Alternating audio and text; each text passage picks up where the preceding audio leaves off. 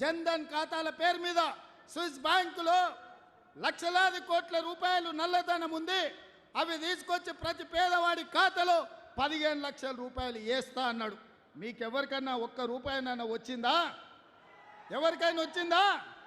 మోడీ పైసలు ఇచ్చిండా? మీ ఖాతాలలో లక్షలు పడ్డాయా? ఏ ఒక్కరికి కూడా ఒక్క పైసా ఇవ్వని నరేంద్ర మోడీ మూడోసారి ప్రధానమంత్రి అవుతాడంట. ఇక కేడీ అయితే దళితులకు 3 ఎకరాల భూమి, డబుల్ బెడ్రూమ్ ఇల్లు, ఇంటికో ఉద్యోగం, ఇట్లా శాంతాడంత లిస్టు చెప్పాడు. చివరికి ఏమైండు? బొందలకు పోయిండు. వాళ్ళు 10 ఏళ్ళ గాడిదలను కాసి ఇవాళ 100 రోజుల్లో మనం 6 గ్యారంటీలలో 5 అమలు చేసినాం సోదరులారా. అప్పుడే రేవంత్ రెడ్డి గ్యారంటీలు అమలు చేస్తలేడు. ఇక దిగిపో అంటుండు. దిగిపోనికి ఏమన్నా అల్లాటప్పగా వచ్చినాం అనుకుంటున్నావా? అయ్య పేరు తాత పేరు చెప్పుకొని ఎవరి కాళ్ళు పట్టుకొని రాలే బిడ్డ.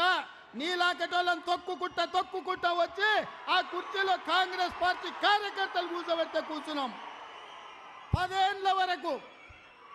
ఏళ్ళ వరకు నేను చెప్తున్నా, మానుకోట గడ్డ మీద నుంచి కల్వకుంట చంద్రశేఖరరావు గుర్తుపెట్టుకో. నువ్వు కాదు, నిన్ను అయ్య కాదు, నీ తాత కాదు, నిన్ను పుట్టించినోడు వచ్చినా 10 ఏళ్ళు తెలంగాణ రాష్ట్రంలో కాంగ్రెస్ ప్రభుత్వం ఉంటుంది.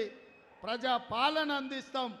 ప్రతి పేదవాడికి ఇచ్చిన మాట ప్రకారం ఇందిరమ్మ ఇండ్లు ఇస్తాం. ఆర్టీసీ బస్సులో ఉచిత ప్రయాణం ఇస్తాం. రాజీవ్ గాంధీ ఆరోగ్యశ్రీలో 10 లక్షలు ఇస్తాం. ఇంటింటికి 200 యూనిట్లు ఉచిత కరెంట్ ఇస్తాం. 500 రూపాయలకే సిలిండర్ ఇస్తాం. సంవత్సరం తిరిగే లోపల 2 లక్షల ఉద్యోగాలు ఇస్తాం. బీసీ జనాభా లెక్కలు కట్టి వాళ్ళ జనాభా ఎంతుందో వాళ్లకు నిధులు ఇస్తాం. ఇవన్నీ పనులు చేసే బాధ్యత